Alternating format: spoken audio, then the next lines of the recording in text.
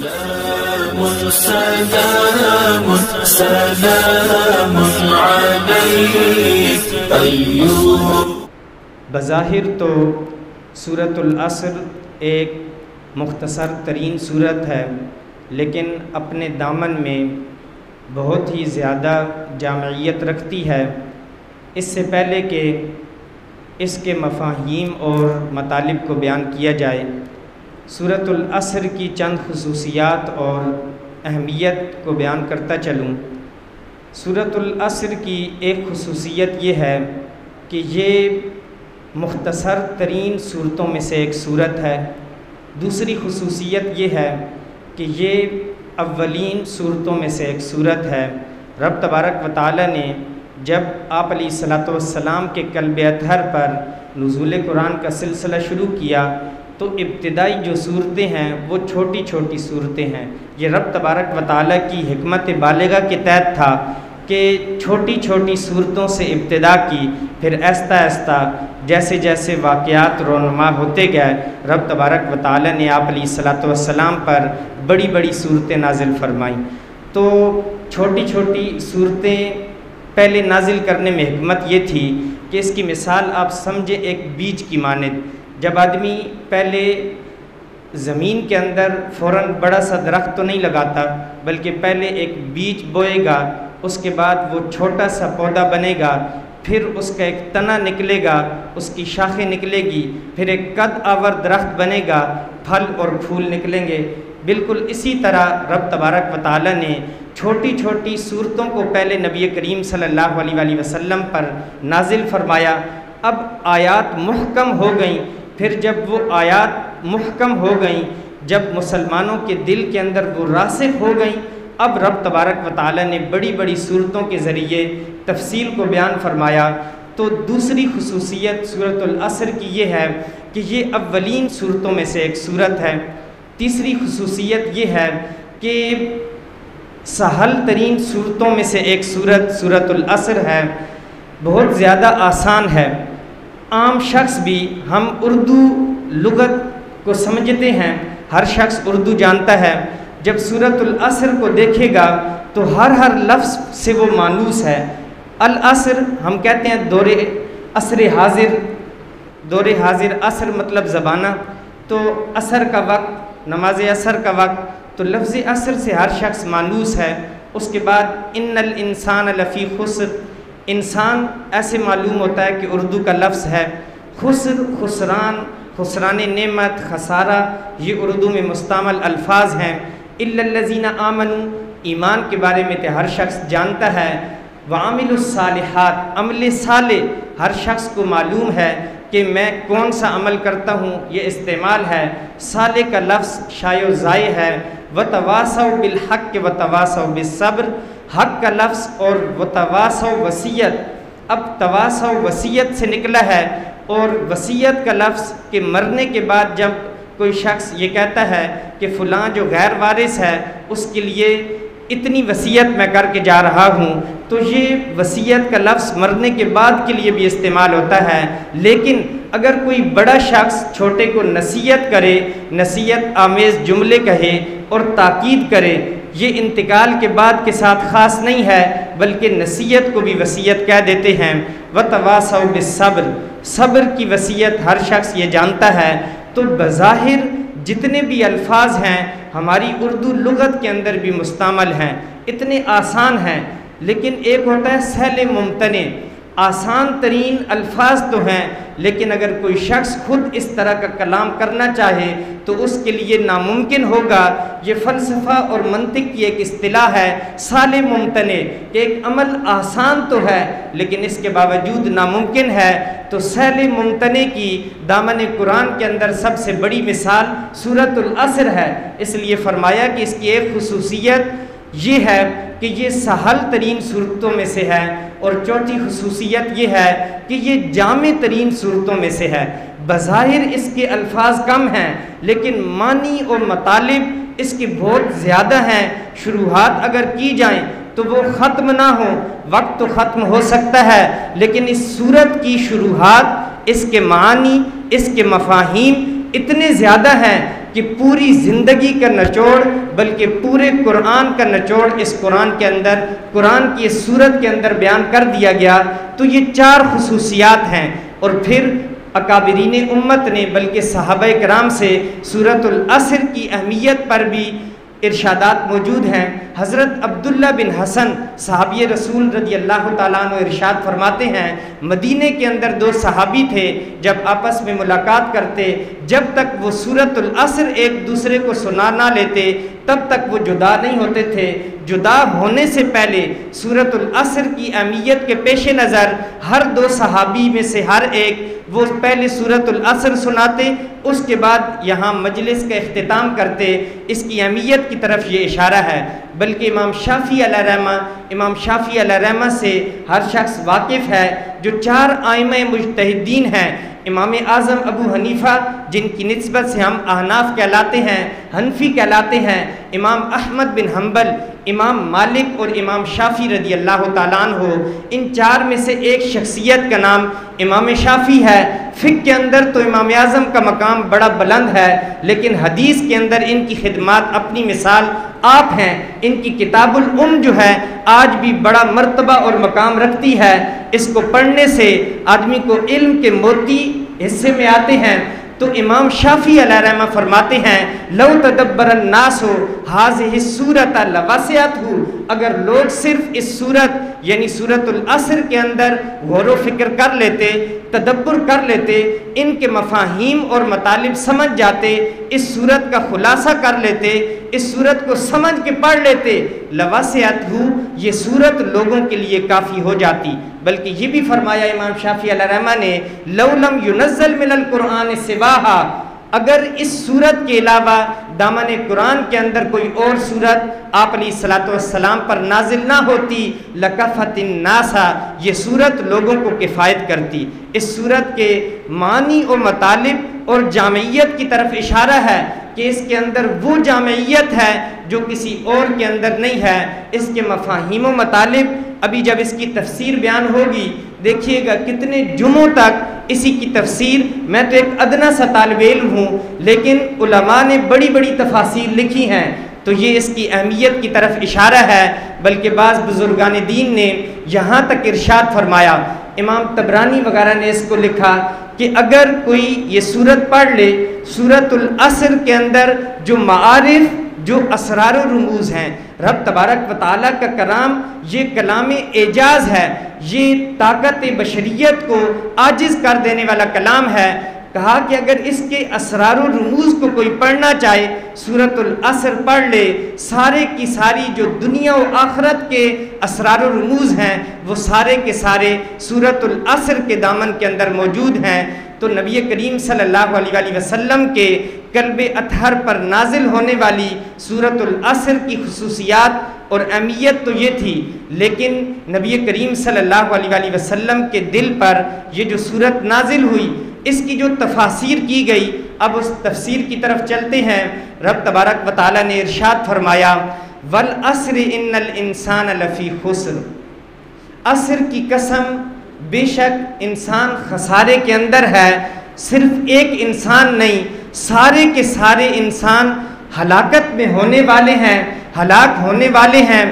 الا الذین آمنوا وعملوا الصالحات، کہا سوائے ان لوگوں کے کہ جو ایمان لائے، وعملوا الصالحات، سوائے ان لوگوں کے کہ بعد ایمان جنہوں نے عمل صالح کیا، صالح عمل کرتے رہے، نیک اعمال بجا لاتے رہے، وتواصوا بالحق، اور تیسری چیز بیان کی، سوائے ان لوگوں کے بعد ایمان اور بعد عمل صالح وہ حق کی وصیت و تاکید کرتے رہے، وتواصوا بالصبر، ان 3 چیزوں کے بعد وہ صبر کی تلقین کرتے رہے۔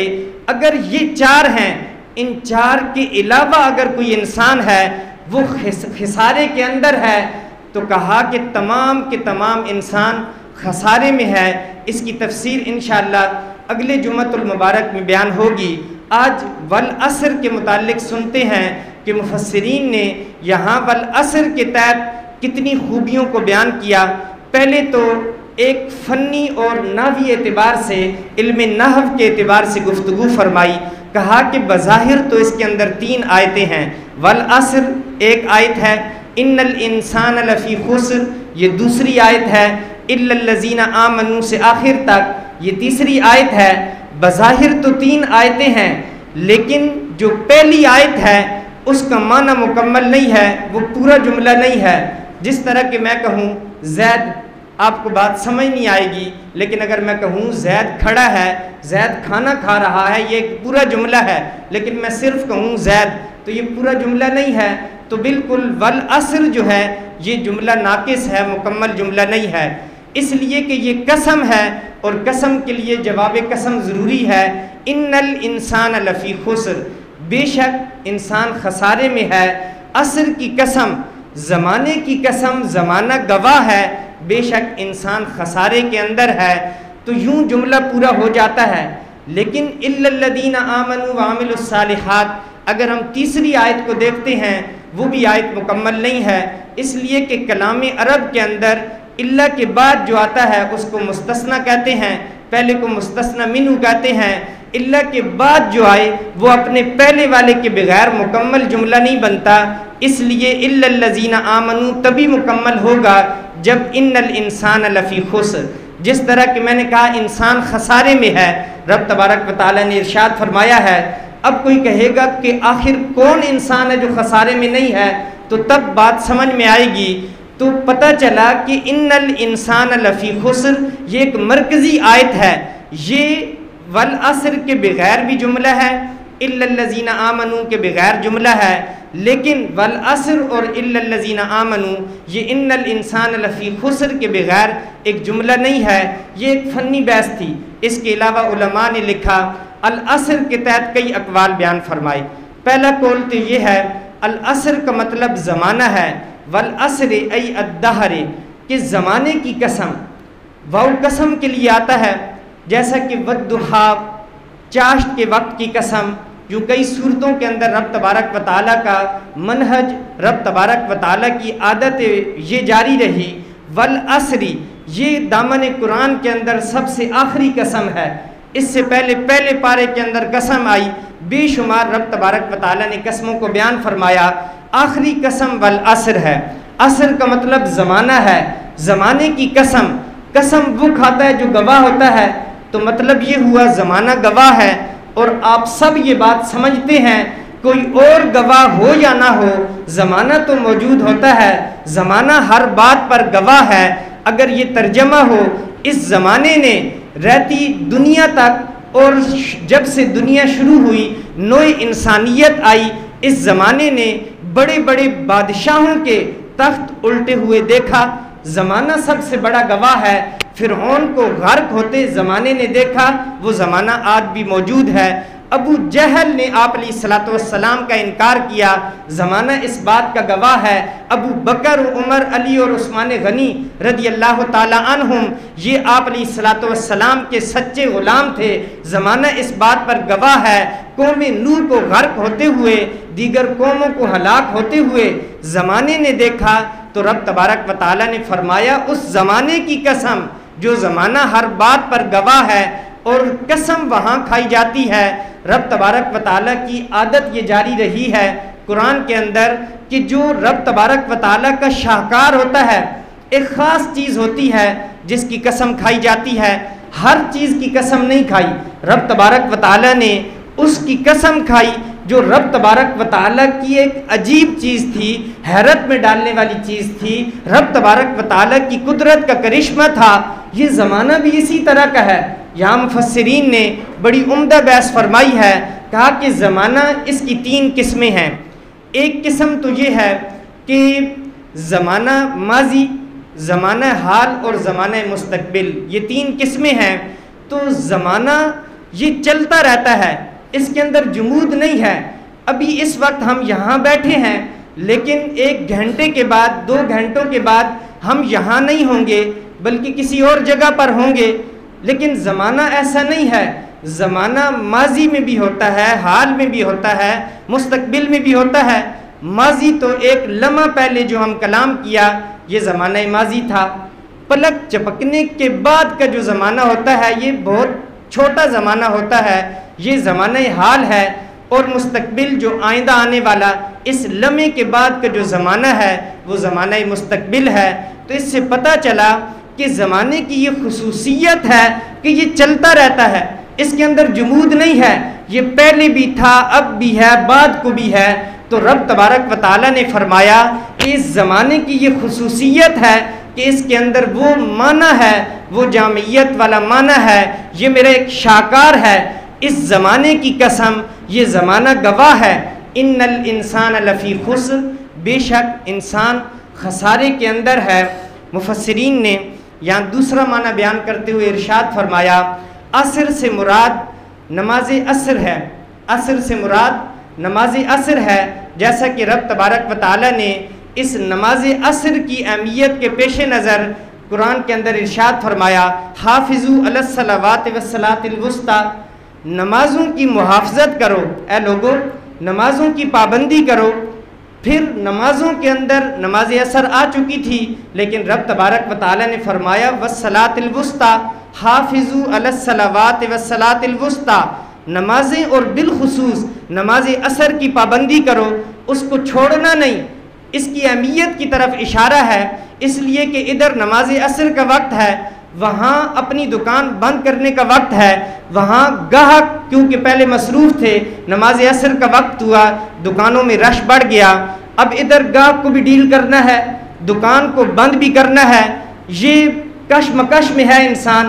وہاں مؤذن کی صدا آ جاتی ہے، حی علی الصلاۃ حی علی الفلاح، تو یہ کشمکش میں ہے۔ تو رب تبارک و تعالیٰ نے اس کی اہمیت کو بیان کیا کہ اے انسان کہیں رزق کی تلاش میں رازق کو بھول نہ جانا، اس وقت کی نماز کو نہیں ترک کرنا، بلکہ نماز عصر کی قسم میں کھاتا ہوں، میرے نزدیک یہ بڑی اہمیت کے حامل ہے، نماز عصر کی قسم کے انسان خسارے کے اندر ہے۔ تیسرا معنی بیان کرتے ہوئے ارشاد فرمایا، عصر سے مراد عصر کا وقت ہے، وقت عصر، نماز عصر نہیں بلکہ وقت عصر۔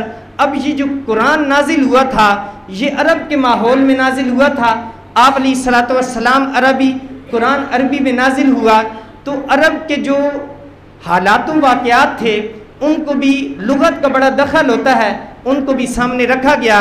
عرب کا ایک ماحول تھا کہ شام کے وقت اگر کوئی قافلہ کہیں سے، آپ کو یہ معلوم ہے کہ پیدل سفر کیا کرتے تھے، جانوروں پر سفر کیا کرتے تھے، تو یوں جب عصر کا وقت آ جاتا تو قافلے میں تیزی آ جاتی، قافلے والے اپنی رفتار تیز کر لیتے کہ کہیں عصر کا وقت نکل گیا، مغرب کا وقت آ جائے گا، لٹیرے ہر طرف موجود ہوتے تھے، کہیں ہمیں لوٹ نہ لیں۔ اس قافلے میں تیزی آ جاتی تھی، جیسے اس قافلے میں تیزی آ جاتی تھی ان کو وقت بتاتا تھا کہ جلدی کرو کہ کہیں سورج ڈھل نہ جائے، سورج ڈھل گیا تو تم لٹ جاؤ گے۔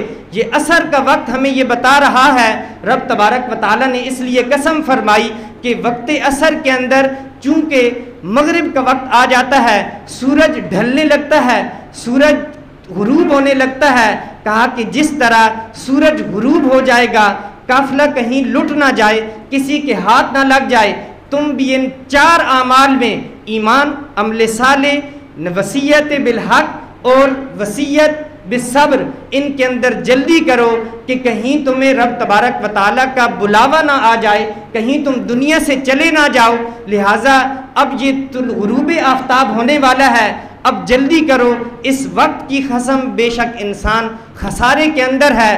اگر اب بھی تم نے عمل نہ کیا اور پھر خسارے کے اندر ہی رہو گے، اس لیے کہ انسان وہ کامیاب ہے جس کے اندر آنے والی چار صورتیں پائی جاتی ہیں۔ تو یہ بھی بڑا عمدہ معنی بیان کیا۔ چوتھا معنی یہ بیان کیا کہ عصر اسیر سے نکلا ہے۔ اسیر عربی زبان کا لفظ ہے، اسیر کا مطلب ہوتا ہے نچوڑنا، پھل کے نچوڑنے کو عمل کو اسیر کہتے ہیں۔ یہ جو انگور نچوڑا جاتا ہے پھر شراب بنتی ہے، اس کے لیے بھی آصر و خمرہ کے الفاظ آئے، تو اسیر نچوڑنے کے عمل کو کہتے ہیں۔ آپ کو معلوم ہے کہ ایک چھوٹا سا برتن ہو، اگر آپ اس کے اندر 2 آم ڈالتے ہیں، اس کے اندر اتنی گنجائش ہے تو 4 آم اس برتن کے اندر آپ نہیں ڈال سکتے، لیکن اگر 4 آموں کو نچوڑ کر اس کا رس اس برتن میں ڈالیں تو یقینی سی بات ہے وہ اس کا رس اور جوس اس برتن میں آ جائے گا۔ بالکل اسی طرح جس طرح آپ نے سمجھا کہ آپ نے زیادہ چیزوں کو نچوڑا، ایک چھوٹے برتن کے اندر آ گیا، رب تبارک و تعالیٰ نے یہاں عصر سے عصیر مراد لیا، کہا کہ اے لوگوں اگر تم پورا قرآن سمجھ نہیں سکتے، دامن قرآن تو بڑا وسیع ہے، اس کے اندر تو بڑے پارے اور بڑی آیتیں ہیں، بڑا لمبا کلام ہے، وہ نہیں سمجھ سکتے، تو ہم نے اس کا خلاصہ کر کے ہم نے اس کو نچوڑ کر تمہارے سامنے پیش کیا۔ اس نچوڑے ہوئے کی قسم، اس قرآن کے خلاصے کی قسم، انسان خسارے میں ہے۔ اب بھی تم سمجھ جاؤ کہ سورۃ العصر کا خلاصہ میں نے تمہیں دے دیا، اگر اب بھی تم نہیں سمجھتے، یہ 4 کام نہیں کرتے، تو پھر تم خساروں میں رہو گے، خسارے کے اندر رہو گے، دنیا کے اندر بھی تمہیں خسارہ رہے گا، آخرت میں بھی تم نامراد ہوگے۔ لہٰذا سورۃ العصر کو اچھے طریقے سے سمجھ جاؤ۔ 5واں قول بیان کرتے ہوئے امام راضی نے ارشاد فرمایا، یہاں عصر سے مراد جو زمانہ ہم نے لیا تھا پہلے قول کے اندر مطلق زمانہ نہیں ہے، بلکہ عصر سے مراد زمانہ خاص ہے، زمانہ رسالت مآب صلی اللہ علیہ وآلہ وسلم ہے، اس لیے کہ سارے زمانے ہیں لیکن سب سے اچھا زمانہ نبی کریم صلی اللہ علیہ وآلہ وسلم کا ہے۔ آپ علیہ الصلاۃ والسلام کے زمانے میں جو لوگ موجود تھے، جنہوں نے آپ علیہ الصلاۃ والسلام کو دیکھا، وہ لوگ افضل، آپ علیہ الصلاۃ والسلام سے جس چیز کو نسبت ہو گئی وہ چیز افضل، نبی کریم صلی اللہ علیہ وآلہ وسلم کا خاص زمانہ مراد ہے۔ آپ علیہ الصلاۃ والسلام نے جس طرح وہاں نبی کریم صلی اللہ علیہ وآلہ وسلم کے اعضاء کی قسمیں کھائیں، والضحیٰ واللیل اذا سجا، بالکل اسی طرح یہاں رب تبارک و تعالیٰ نے نبی کریم صلی اللہ علیہ وآلہ وسلم کے زمانے کی قسم کھائی، کہا اے لوگوں وہ زمانہ کہ جو زمانہ نبی کریم صلی اللہ علیہ وآلہ وسلم کو نصیب ہوا، بلکہ یوں کہیں وہ زمانہ کہ جس زمانے کو نبی کریم صلی اللہ علیہ وآلہ وسلم کا شرف حاصل ہوا، اس زمانے کی قسم، انسان خسارے کے اندر ہے۔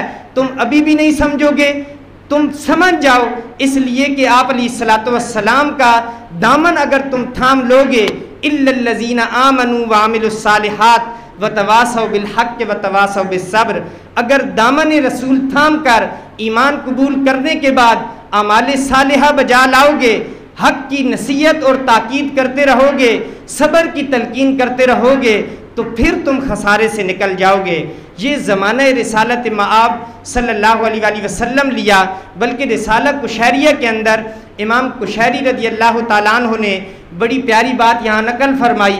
فرماتے ہیں کہ نبی کریم صلی اللہ علیہ وآلہ وسلم نے ارشاد فرمایا، جب آپ علیہ الصلاۃ والسلام سے پوچھا گیا یا رسول اللہ صلی اللہ علیہ وسلم والعصر سے کیا مراد ہے، آپ علیہ الصلاۃ والسلام نے ارشاد فرمایا عصر سے مراد ابو جہل ہے۔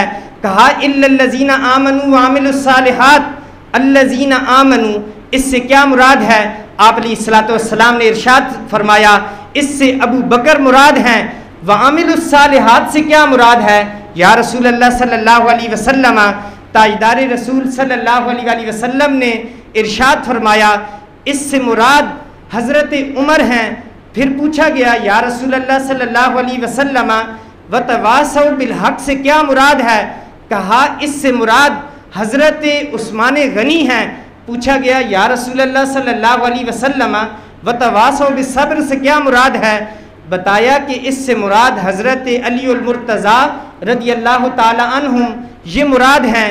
تو اس کی اب تشریح یوں ہوئی کہ اس زمانے کی قسم جو زمانہ نبی کریم صلی اللہ علیہ وآلہ وسلم کا تھا، اس زمانے کے اندر اگر ابو جہل تھا تو وہ تھا جس نے آپ علیہ الصلاۃ والسلام کی رسالت کا انکار کیا، تو گویا ہر زمانے کے اندر ابو جہل موجود ہے۔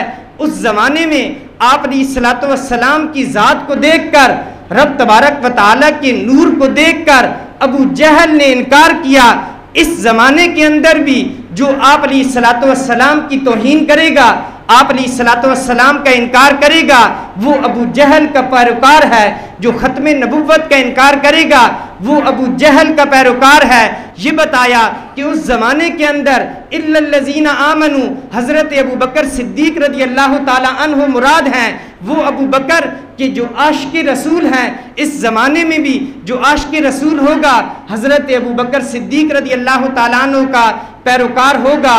اس زمانے میں حضرت عمر، وہ عمر کہ جنہوں نے اپنی پوری عمر نبی کریم صلی اللہ علیہ وسلم پر قربان کر دی، آپ علیہ السلام کے پیچھے چلتے رہے، اس زمانے میں بھی عمر موجود ہے جو حضرت عمر رضی اللہ تعالیٰ عنہ کی طرح نبی کریم صلی اللہ علیہ وسلم کا مطیع و فرما بردار ہے، وہ عمر کا پیروکار ہے۔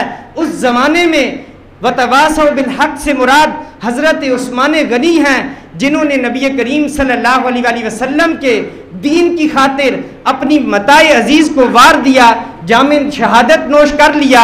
اس زمانے میں بھی نبی کریم صلی اللہ علیہ وسلم کی خاطر اپنی جان قربان کرنے والا وہ حضرت عثمان غنی کا پیروکار ہے۔ اس زمانے میں حضرت علی تھے، وتواصوا بالصبر سے مراد اس زمانے میں جس نے نبی کریم صلی اللہ علیہ وسلم کی خاطر مشکلات کا سامنا کیا، حالات و مصائب کے اندر نبی کریم صلی اللہ علیہ وسلم کے دامن کو نہ چھوڑا، مشکل وقت کا ڈٹ کر مقابلہ کیا، میدان کارزار کے اندر اتر کر آپ علیہ السلام کے دشمنوں کو واصل جہنم کیا۔ اس زمانے کے اندر بھی اگر کوئی شخص آپ علیہ السلام کے دین کی خاطر دشمن کا مقابلہ کرتا ہے، آپ علیہ السلام کے دین کی خاطر حالات و مصائب کا مقابلہ کرتا ہے، وہ اس زمانے کے اندر حضرت علی المرتضیٰ رضی اللہ تعالیٰ عنہ کا پیروکار ہے۔ یہ نبی کریم صلی اللہ علیہ وسلم کے فرامین ہیں کہ جو سورۃ العصر کے متعلق ہیں۔ والعصر سے مراد زمانہ رسالت مآب صلی اللہ علیہ وسلم کی قسم، بے شک انسان خسارے کے اندر ہے، یہ انسان کی کشتی خسران کے سمندر کے اندر غرق ہونے والی ہے۔ اگر انسان کی کشتی خسران کے سمندر کے اندر غرق ہو گئی تو آپ کو معلوم ہے کہ جب سمندر میں بیڑا غرق ہو جاتا ہے تو پھر وہ ڈوب جاتا ہے، اس کا خسارہ اس کا مقدر بن جاتا ہے۔ تو اس لیے نبی کریم صلی اللہ علیہ وسلم کے زمانے کو اگر مراد لیا جائے تو اس کا مطلب یہ ہوگا کہ خاص زمانہ رسالت مآب صلی اللہ علیہ وسلم کی قسم کہ انسان خسارے کے اندر ہے۔